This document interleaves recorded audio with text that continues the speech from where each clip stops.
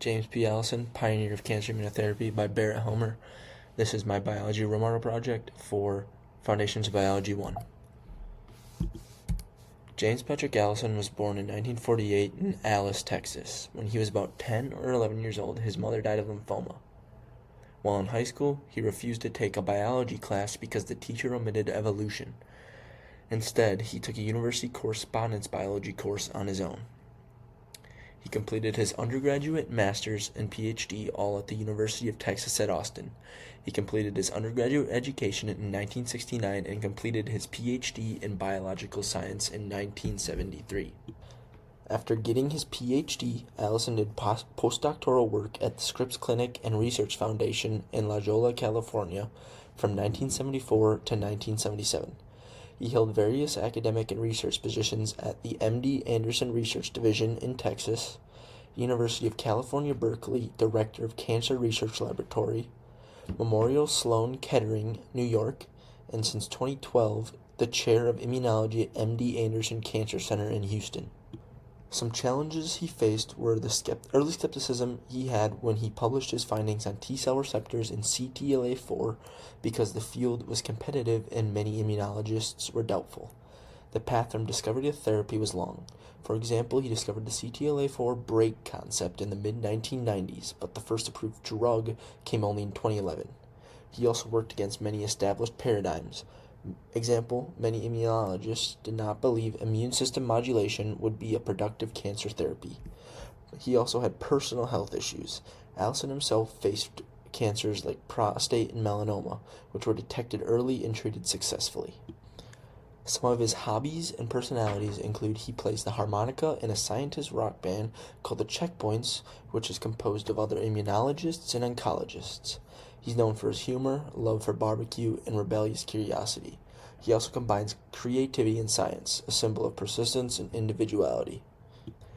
His field of biology is immunology, specifically tumor immunotherapy.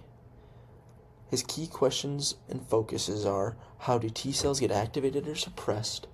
What molecular checkpoints inhibit anti-cancer immune responses? How can we release those breaks safely to let the immune system kill cancer cells? And how to combine therapies to overcome resistance and manage side effects. In his lab, they use cutting-edge tools like single profiling, spatial profiling, and mass cytometry.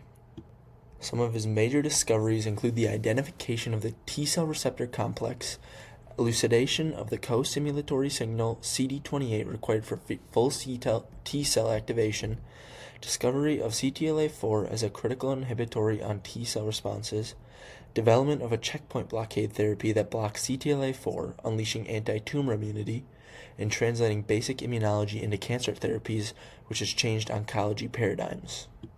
A recent paper he was included on was anti-CTLA-4 generates greater memory response than anti-PD-1 via TCF1, where they found memory T cells generated after anti-CTLA-4 treatment show greater expansion, more cytokine production, and superior anti-tumor function compared to those from anti-PD-1.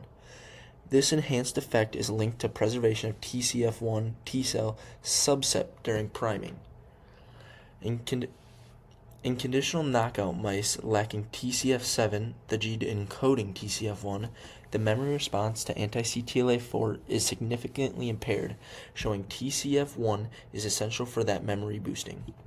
Now in the graph, panel A shows the tumor growth curves upon rechallenge days after tumor reinjection for mice treated previously with vehicle anti-CTLA-4 or anti-PD-1. The group previously treated with anti-CTLA-4 shows delayed tumor growth. Panels B and C show quantifications of T-cell responses in different groups, again showing that the anti-CTLA-4 group maintains a stronger memory T-cell pool.